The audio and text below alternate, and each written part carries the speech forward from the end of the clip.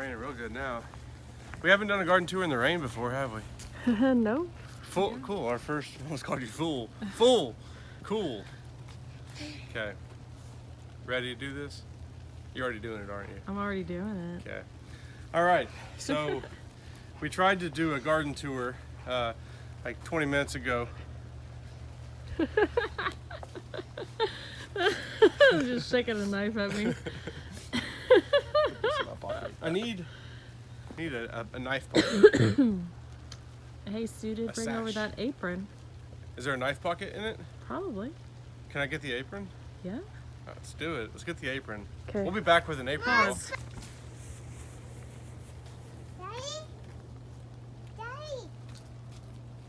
Oh, text.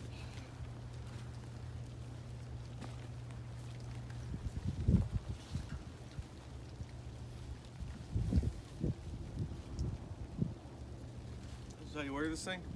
Never worn an apron before. Actually, I have when I waited tables. There you go.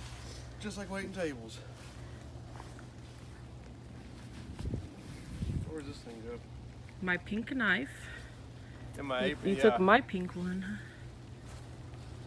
Here, you want your knife back? Where's mine? I don't know where yours is. Mary, see a knife anywhere? I hope it's not lost. Here it is. Okay. All right, so in the first garden that we have when we first walk in, we have this loaded up with primarily kale.